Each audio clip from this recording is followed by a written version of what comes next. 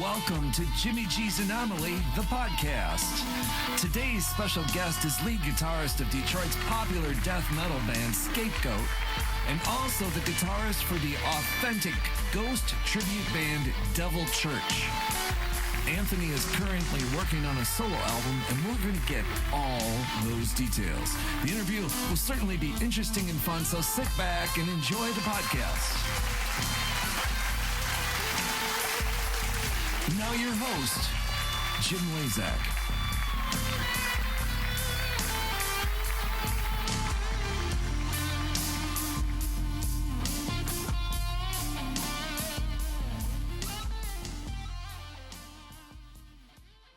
Welcome to another edition of JimiG's Anomaly, the podcast, and we are very pleased to have in the studio today Anthony Beitel of the metal bands from Detroit, SCAPEGOAT and Devil Church. So welcome to the show, Anthony. Thank you for having me. I'm excited to be here. Yeah, I'm excited to have you here. So you've got two really hot acts that you've been working with, and you're also coming out with some solo music. So let's go back and tell everyone who you are. When did you start playing guitar? So I started playing guitar when I was 13 years old. My uncle was really into it. I thought it was really awesome. I wanted to start playing. A lot of the music I was listening to at the time was very heavily guitar influenced. And a lot of that actually was due to Guitar Hero, the video game as well. I got into that way before I got into the real guitar. And I was like, this would probably be really a really cool thing to learn. So I got a guitar, and like a lot of kids, I played it for a little bit, and then I kind of put it down, and then I picked it back up again, months later, and then I never put it back down after that. So, yeah, that's really cool. And you were a classmate of my daughter's through elementary, middle, and high school, right? Yeah. And you studied music, so you really honed your chops in band and also in jazz band, right? Tell us about that.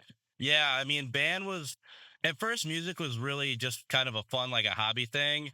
And admittedly, I didn't take it seriously at first, which is ironic because I teach band now and I teach orchestra now, and I expect a little bit of seriousness out of my students. But back then, when I was a student in middle school, I didn't really take it much of seriously at all.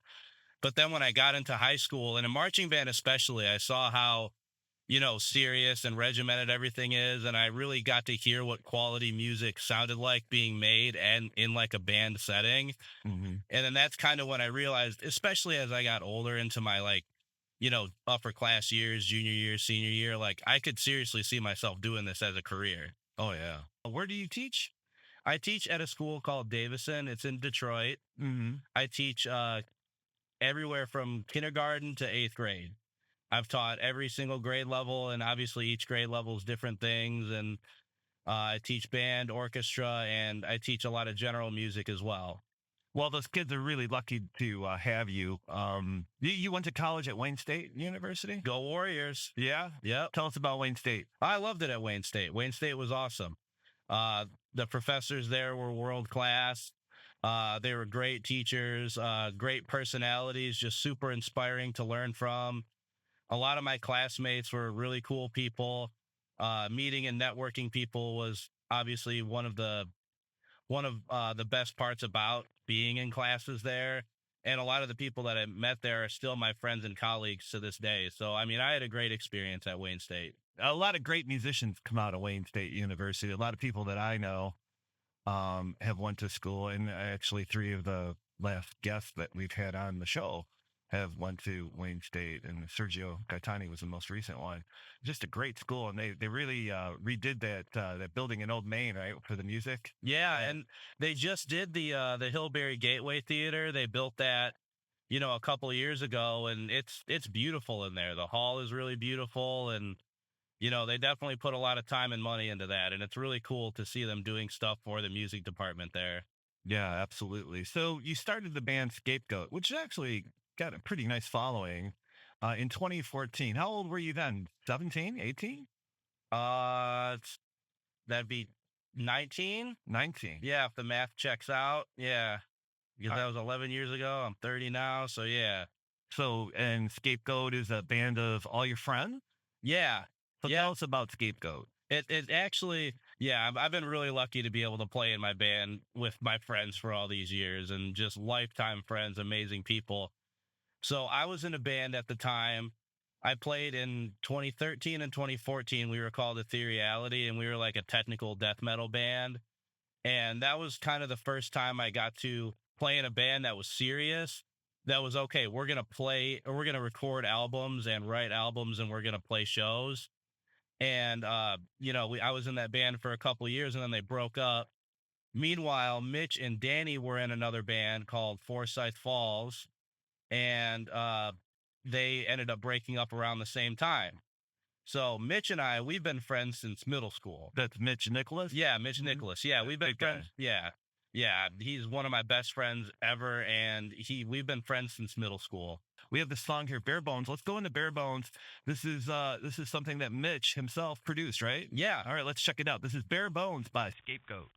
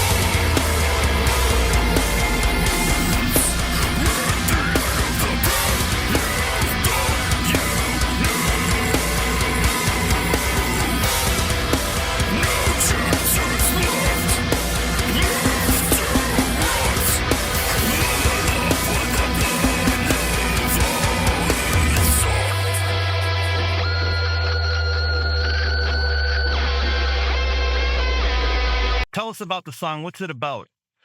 In terms of the lyrics, that's a funny that you mentioned that. First of all, I know this is going on public access, so I'm hoping that we didn't already scare away half of our audience. I'm really hoping that didn't happen. Don't be scared.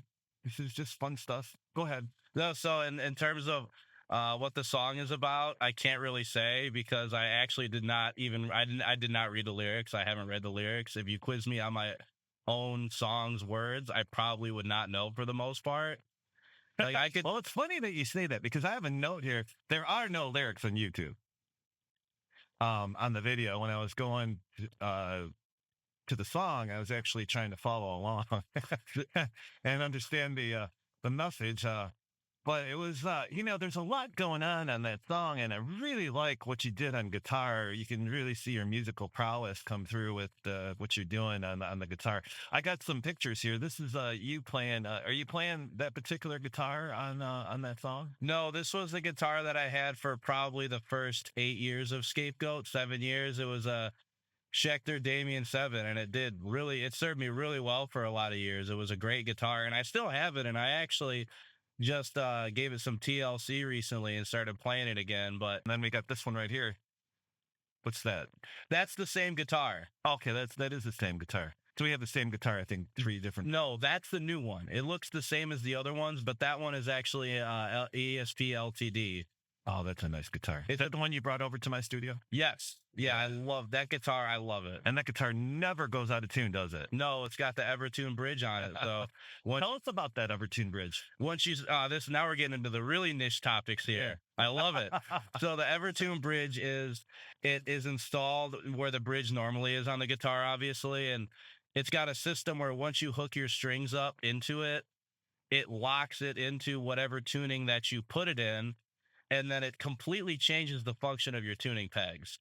Okay. So when you turn the pegs now, instead of actually tuning the guitar, what they do is they change your bend sensitivity. Okay. So if you tune the peg enough, the string pitch will change. Okay. So if you tune it down, right when you hear the pitch of the string start to go down, if you tune it back up, you can't do bends on the string anymore. Okay. Like you can try to bend the string as hard as you can, and it just will not, won't change the pitch. And they do that so that way, if you're in the studio and you're trying to record like a rhythm, you can't accidentally bend a string out of tune in your chord.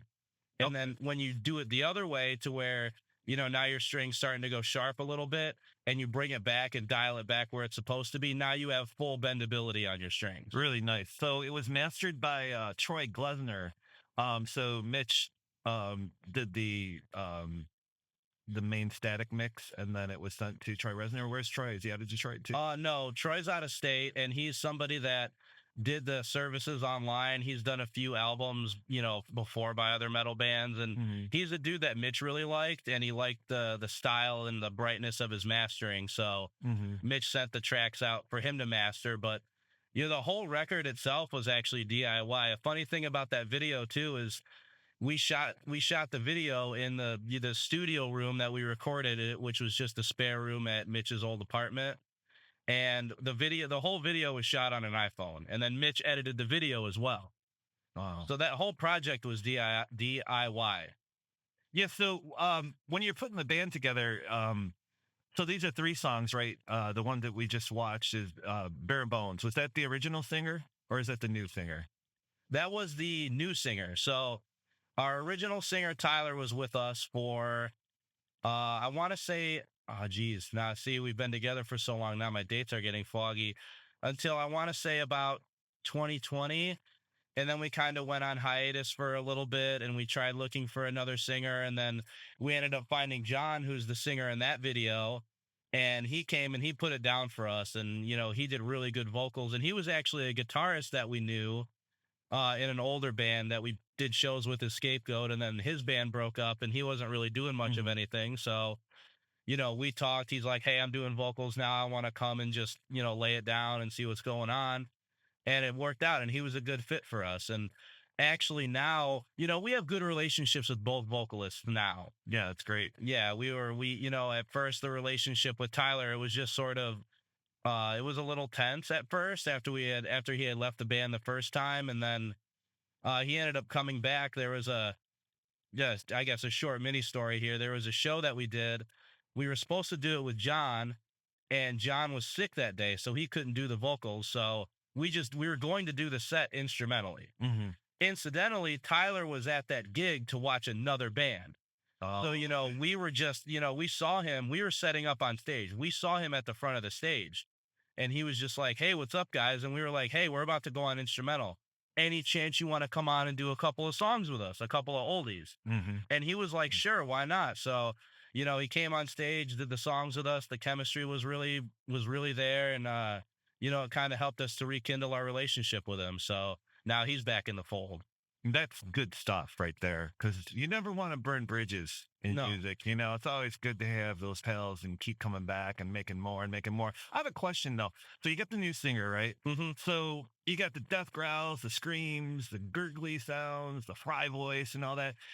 How do you go about auditioning a singer, and what were your basic characteristics that you were looking for in a death metal singer? That's a great question, actually. So from the beginning, Scapegoat's always been about originality. Like this is a whole nother conversation, but one of the things that we all think about metal is that artists and people try to pigeonhole themselves into a style too much. So we've never done that as Scapegoat. So we've never said, hey, we want a vocalist that sounds like this, or we're looking for this specific style. It's just, hey, do you want to come and do vocals for us? Sure. We knew we liked the harsh vocals and the screams and all that. So that was the one thing that we knew we wanted to have. So, it's whoever wants to come in, you come in and do the vocals gel.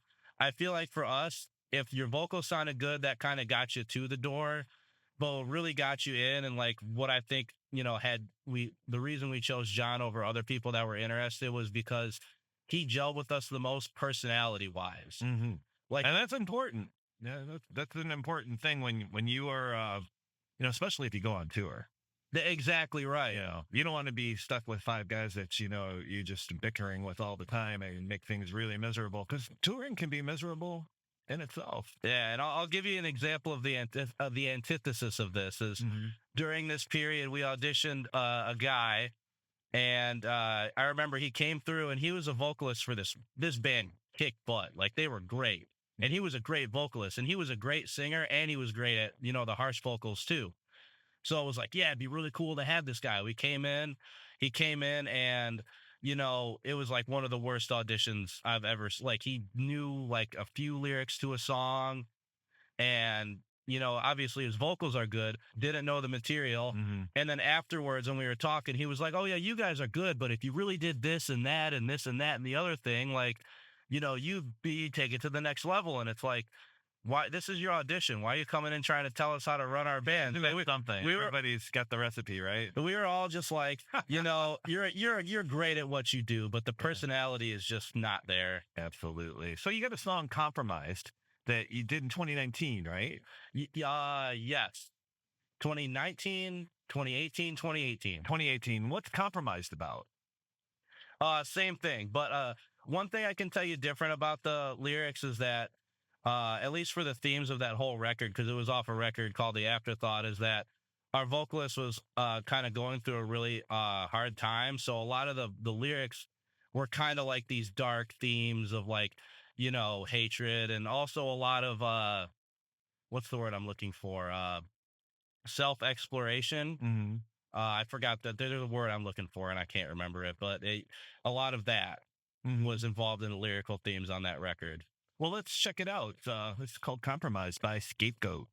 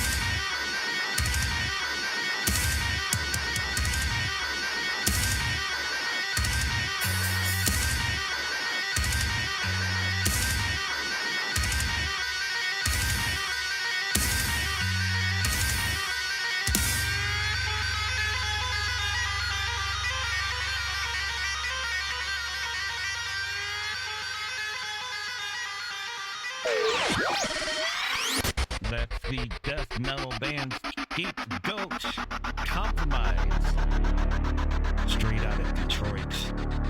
Looks like it was shot in a warehouse. Really nice effects. What's the song about? You're doing this to me again? Yeah. I didn't cause that to peak too high. No, it's okay. No, yeah, it's one of those scenarios where I know the themes of the whole album, but I don't know the individual lyrics to each song. So, yeah, sorry. My apologies to the audience that are like the lyrics are the most important thing in songs, because I believe that they're very important too. You wouldn't believe that by my breadth of knowledge of my own songs, but. Well, I noticed a couple things. Danny Castronova, Yeah, Castronova. He's your bass guitarist, was sporting a really cool Oprah shirt. Yeah, it was a sweater that had a gigantic picture of Oprah Winfrey's face on the front and the back of the shirt.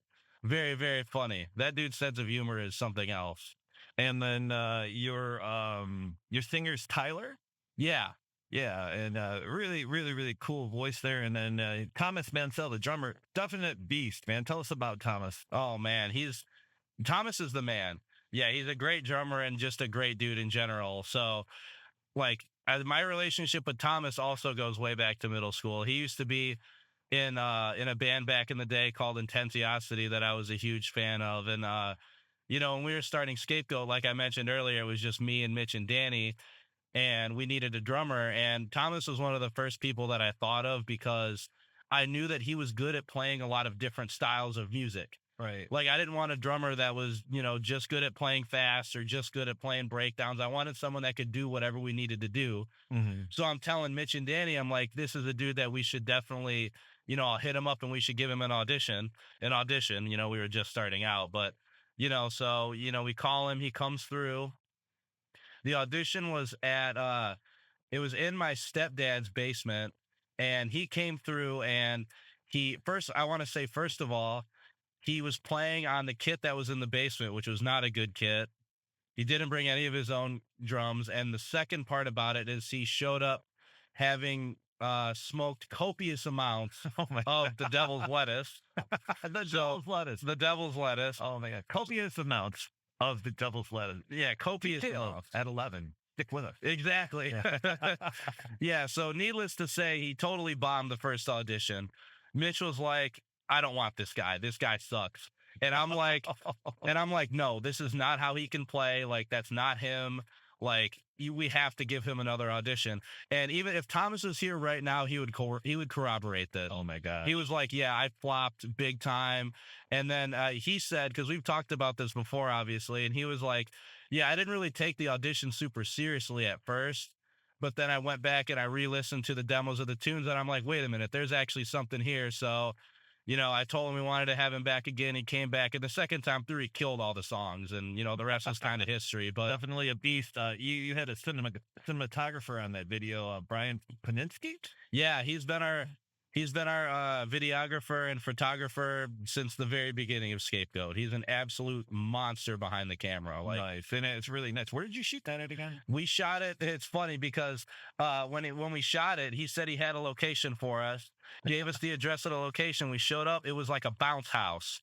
And we're shooting. For those that don't know, what is a bounce house? It's got it's got these big, like, kind of inflatable trampolines for kids. Oh, okay. And they just bounce on them, and it's like a fun house for kids. And we're like, do you want us to do the music video on these? Like, what's going on? And he's like, no. And we walk in the back, and in the back was this big warehouse room, and we were like, okay, this will work. Nice. Very cool. So you've played around with some pretty big name bands in Detroit. Tell us about that and where you've played. Yeah, so I think, a lot of the bands I'm going to speak of, a lot of people listening or watching might not have known of, but in the world that we play in, they're just some monster bands. So probably the biggest show we ever played was we did a gig at St. Andrews Hall that was with a band called After the Burial and a band called the Acacia Strain, and they were both playing full albums, and they were like two of the biggest albums that they have in their discography.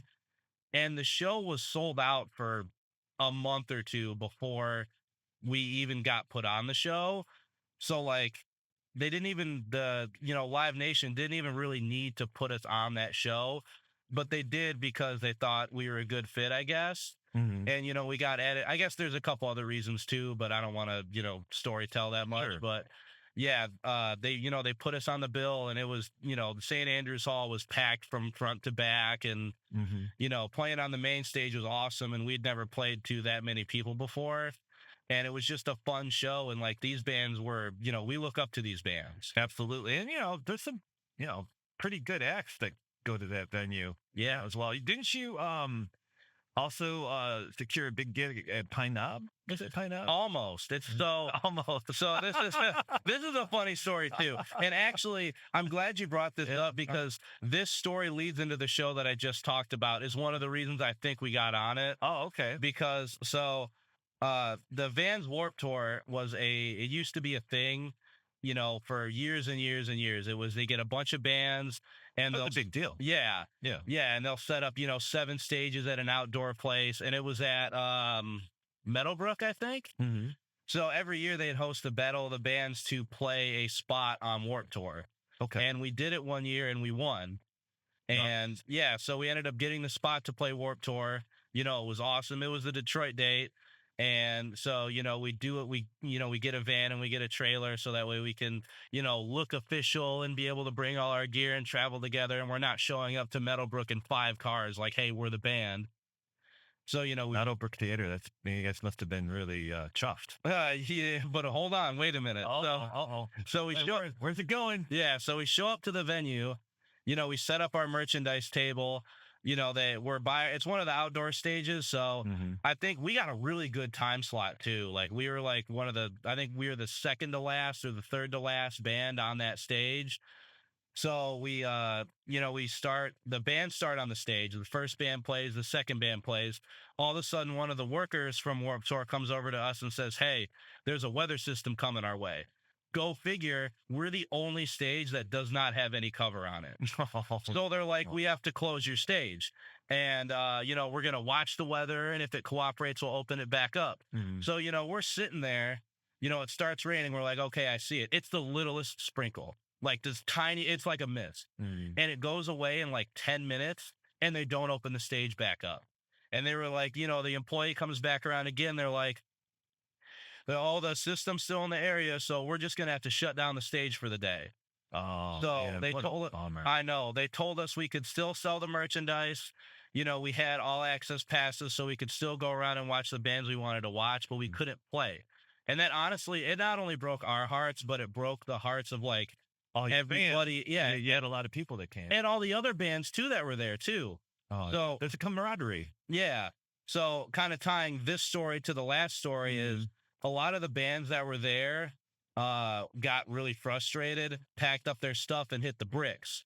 And we were like, we tried to be good sports about it, like, hey, thank you for having us anyway. We're going to stick around and hang around, and we're going to sell our stuff. And by the way, we actually made a lot of money selling merch that day. So shout out to everybody that came through and bought stuff from us that day. But nice.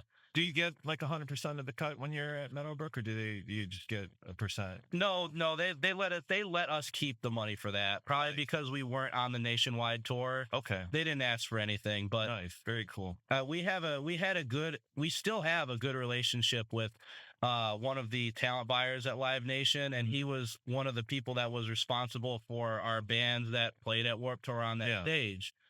So I think to this day, I don't know for sure, but I think that because we tried to be good sports about it, that was one of the reasons why he gave us that show at St. Andrews. Because like I said, there was no reason for a band to get added onto a show that was already sold out. So I think he was just looking out. Positivity and kindness go a long way. And people remember the cool people and people that are, working with you. And especially in a dire situation where your show was canceled at a big venue, it's a heartbreaker. And, all that kindness pays back. So you got a song called Haunted featuring Eric Booth. Tell us about that. So going back to earlier in the conversation when I was talking about how Mitch and Danny's band broke up, and that was one of the things that led to Scapegoat, Eric Booth was their vocalist in their old band.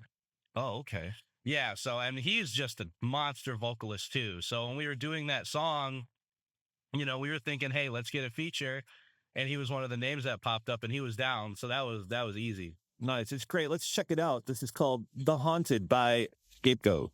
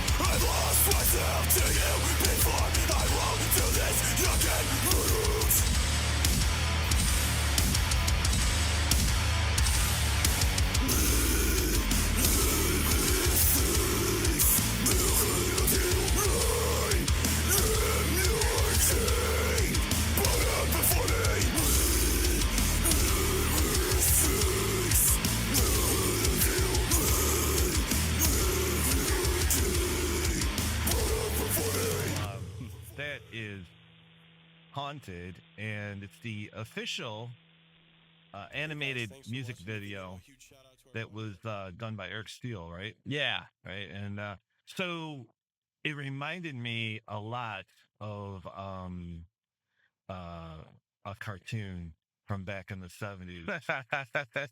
Yeah, when we went to get it made, we told them we wanted it to look like Scooby-Doo. Yeah. That was the thing. That's exactly what I was feeling when I saw it. I like the characters running with their arms out. I was like, that's Scooby. And then at the end of the video, they do the unmasking of the guy. The whole thing was just, we wanted it to be Scooby-Doo. So yeah, he killed it. He did such a great job on that. Yeah, that's so that was mastering was done by Lee Albrecht? Albrecht, yeah. Albrecht? Where did you meet Lee? So, I mean, he's another internet connection that we have, but he's actually based out of Grand Rapids, and he's in another band right now called Hollow Front. And he had mastered some other music from some other bands that we were listening to at the time. And, you know, he just he did a really good job with that. And it was all, you know, we communicated all over the internet, but he's just a guy that we know from other bands. Nice. Well, I was looking at the lyrics, and all humans are lonely in the end. When your vision gets blurry, the night cuts deeper. We'll see you tomorrow. Walking a lonely road, a lot of when your mind is blank, but your heart is alive. I was thinking this would be a great video and a WAV file to put in the Elon Musk astronaut portfolio when they're heading off to Mars. What do you think? Hey, you know what? If any way to get Elon to see this stuff, or you know, take it to space, I'm in. Whatever it's gonna take, I'm in. Nice. So you come from a really wonderful family. Like I said earlier in the show, Anthony grew up with my daughters, and love your mom and dad, and your whole family is just outstanding, and you got a really outstanding bird. Tell us about the dancing bird, Finley. I love Finley. He's my man. If you ask my mom and Forrest, they won't say the same, because all he does, he's a bird. All he does is try to eat the aglet off your shoes, poop everywhere, ruin the furniture. I love him to death, though. He's so funny. Every time I go over there and see them, I always make a point to see Finley. He's the man. So I contacted Anthony's mom, Beth, and I said, hey, I really want to feature Finley on the Scapegoat show. She's like, absolutely. And I was saying, I love that bird. That bird is my favorite bird. She goes, oh, but you don't know. You just don't know. He's destructive. Like if he was in your recording studio, he would chew through like your mixer. He would chew through your moldings. He would chew through everything. But when you see him, we're going to go to this video right now of Finley, the dancing bird, and we'll be back in just a second.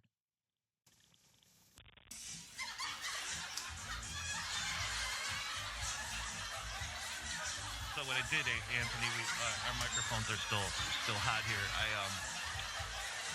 I ducked the music with the crowd noise so we don't get copyright strikes. I watched it when you put it in the chat the other day. Yeah. Tell us about these moves in your bird. And did you just do this on his own? Yeah, he pretty much just responds to whatever, and his favorite thing is music. It's funny because he's in a musical family. My mom loves music. I love music. Forrest loves music. So I feel like it's just natural that he loves music. Look at him. And he's an Italian, too. He just flew and decided to grab some grub there. Yeah, look at those moves, though. He loves bread. He loves noodles. Yeah, look at him go. Unbelievably cool.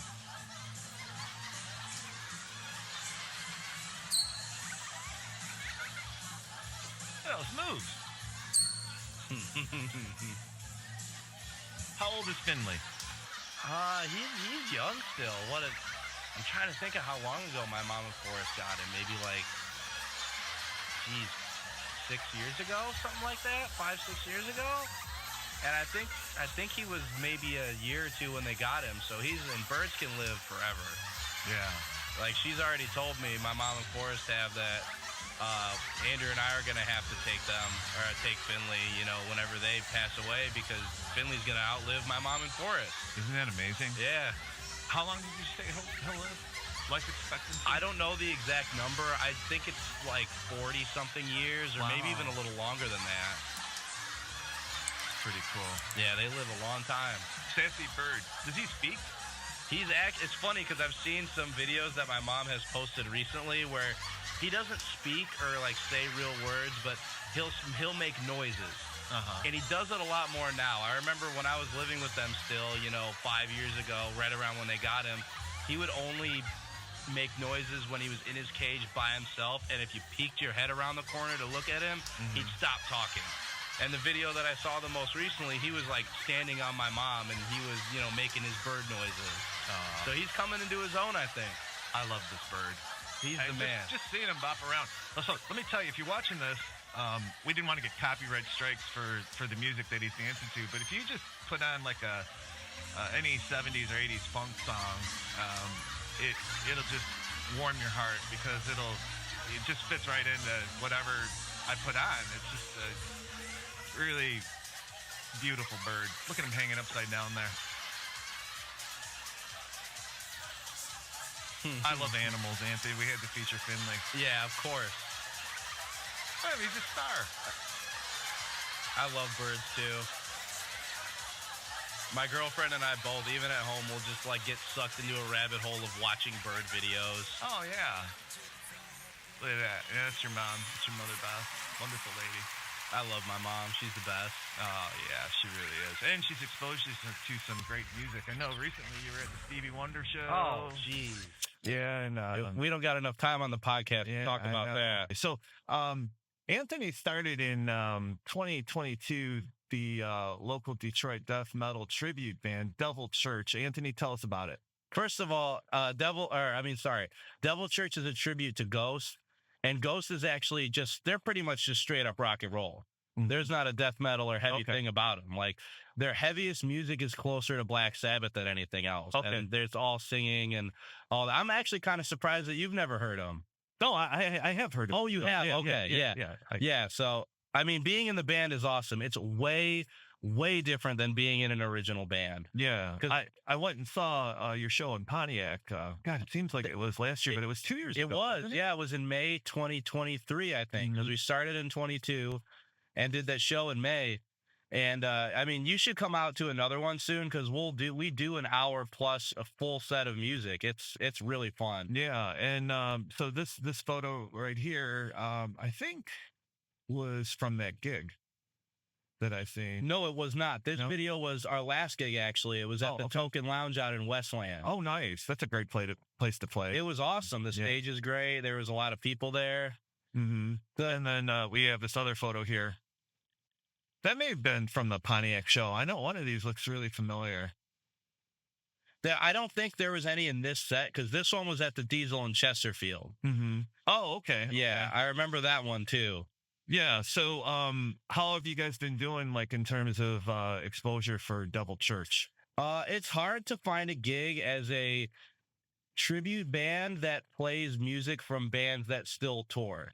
It's a very, very, very besides Ghost is kind of a niche audience to begin with. They're a lot bigger now than they used to be, but you know, for being a tribute band to a band that still tours and is still in their prime, it's a tough gig. But you know, the whole thing was just we never started it as a band to make money. It really was and still is a passion project.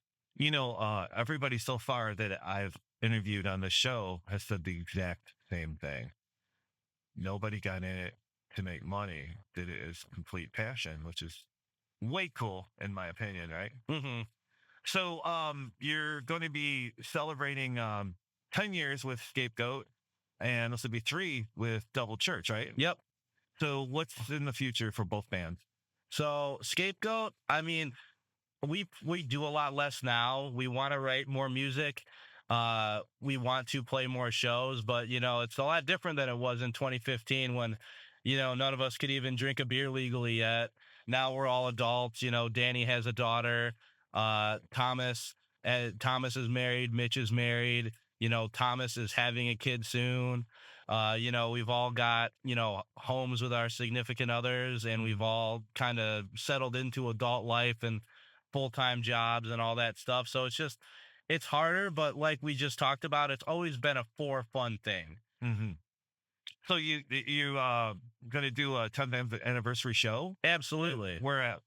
It depends on what's available and when we want to do it. We're going to be meeting up, this Sunday after we recorded this, and we're going to hammer out some of those details then. But, if you're asking me personally right now, I would like to do it at a venue that has meant a lot to us over the years. So maybe the Sanctuary in Hamtramck or the Shelter. Oh, nice. Those are 2 that are on my short list personally. And then I want to ask a bunch of bands that we've played with over the years or members that were in those bands. I want it to be like a friends and family, you know, show. All of the people we've been tight with over the years are the ones playing with us. Yeah, we got about 5 minutes left. I was just curious about what's going on in terms of like you got a solo project coming up. What are you working on musically right now at this moment? Yeah, so the solo project is it's going to be a heavier rock project, kind of more in the vein of like a Black Sabbath, really just straight up heavy guitar riffs and like parts you can bang your head to, like nothing super heavy like Scapegoat. I want it to be all or mostly singing vocals. Mhm. I'm starting to record the record with Mitch. It's all songs that I wrote by myself. 9 songs. I wrote the guitar, I demoed out the drums, recorded the bass, and Mitch is going to record everything. Eddie, who is the vocalist of Devil Church, is just a monster singer, and he's going to do the vocals on the record. And then we've talked about if we're going to play live, Mitch will handle other guitar duties alongside me. Uh, and then Eddie will still do the vocals, and then we'll cross that bridge when we get there. Right now, the priority is to just get it all recorded and put it out. So, on this solo effort, do you have a title or a theme that you're doing? No titles yet. Nope. No titles. No lyrics. Just music. So Eddie's working on the lyrics right now. So we actually met up a couple weeks ago and we were talking, and the titles are going to come from the lyrics. I will probably be responsible for naming the band because I wrote the music, and unfortunately coming up with a band name is not a forte of mine. So I'm going to have to hopefully something just comes along and it works. Yeah. So when you're coming into a new album right now, you said 9 songs? Yep, 9 songs. Yeah. So do you think that today's viewer has an appetite for 9 songs all at one time, or are you going to space them out once a month and once every couple of weeks? How are you going to approach that? Oh, that's such a great topic. I wish we had more time to talk about it. Short answer is probably one single at a time. Probably not 9 separate singles. I'll probably do like maybe one single a week and then drop the full album at the end of a month. Because you're right. A whole album at once is a lot. Yeah, and I've been doing the same thing with my music, JimiG's Anomaly, the music project. And there's a song that you came over and we were working on that I've been kind of stymied on a little bit. I mean, it's really good. I like it, and I'm just not sure where to go with it lyrically. So I kind of have that on the back burner right now, but it's in my open projects list. And I've been debating, what do I want to do? Do I want to put out, 12 songs, which I have prepared, or do I want to put out one every couple weeks, or do I want to put all the ones that I put on YouTube out at once and then the new songs once every couple weeks? Sure. Strategy, They say in the media business, it's content. So if you got enough to be steady for a week, every week, just keep hammering it with them. Yeah. Do you have a publicist? A publicist? No, it's just I do all that. Usually when it comes to putting stuff online, I'll go through, Scapegoat's always gone through TuneCore, but I've been hearing great things about DistroKid, so I'll explore that. And yeah, I think I'm going to use DistroKid at least once. I know Scott Giss, who I just had on the show, use CD Baby. That's the reason why I think I want to use DistroKid, is because we just this cover of Comfortably Numb by Pink Floyd. And I think it's really good. I'm really proud of it, and I want to get it out there. And I hear DistroKid handles all of the licensing for cover songs. Oh, okay. Yeah, and so they're a little bit more, and I think they'll pull your music off after a certain period of time if you don't engage with them on an ongoing basis, because you said content, yeah, right? That's the way of the world nowadays. Yeah. Any upcoming gigs with Devil Church? Not at the moment. No, we're working on it right now. Yeah, so just keep locked. We're on social media, so if you want to give us a follow on social media, we'll post gig updates there, and then emails are on the screen. So please hit us up and book us. Yeah, if you're watching these book shows, please. That's the thing. If you're out there and you're watching and you're looking for a band for your club, you got 2 really good options here. You got Devil Church and you got Scapegoat, and they're really good. You owe it to yourself to check it out. How many guitars do you have? How many guitars do I have? Yeah. Boy, oh boy. I'm just gonna say, without looking awkward on screen, I'm just gonna say 7. 7. Yeah. All right. What's your favorite guitar?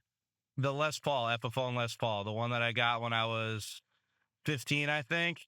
I love the LTD that I play with Scapegoat, and it is the nicest, most expensive guitar that I own, but that Epiphone Les Paul and I have been through a lot together. That's my baby. Yeah. Well, I remember, I think you played the Les Paul, the Epiphone Les Paul with a band around the area that used to do the marketing for Big Will and the 360 Degrees band, right? Yep. That at Partridge Creek? Yes, it was. Was that one of your first big gigs? That was my first big gig. Yeah, the first time I ever played.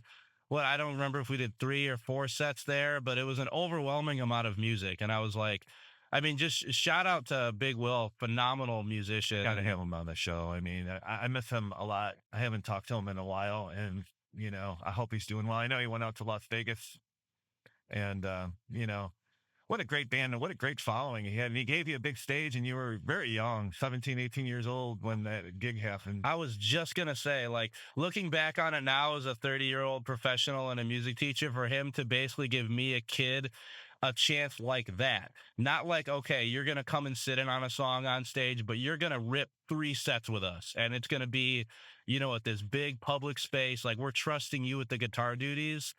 I mean, he's just what a great dude. Absolutely. Absolutely. I remember I was there, and it was really cool. I was just so happy for you and for your mom and for your family and everything to see you up on the big stage so young, with a bunch of really professional musicians. Everybody in that band was top notch, in my opinion. Everybody. Monster players.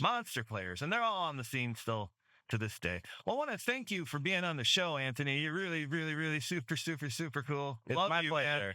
man. And I love your family. Any final comments you want to say about booking a Scapegoat? Email is scapegoat@gmail.com, and Devil's Church is devilchurchghosttribute.com. The Devil Church Ghost Tribute is actually a Gmail as well. Okay. So it's devilchurchghosttribute@gmail.com. Okay. If we haven't scared you off yet in the audience, thank you for tuning in. This is an awesome podcast, and it's been a pleasure to be on here. Thank you so much, man. And we'll hope to have you back soon. Sounds great. All right. Take care. And for you, thanks for watching. I'm JimiG. You've been watching JimiG's Anomaly, the podcast. We would like to thank Anthony Beitel, guitarist for both Detroit's bands Scapegoat and Devil Church. Music for this podcast is provided by JimiG's Anomaly Music Project. If you are an artist and would like to appear on the podcast, please shoot us an email at the address shown on the screen. We'll see you next time on JimiG's Anomaly, the podcast. We hope you have a great day.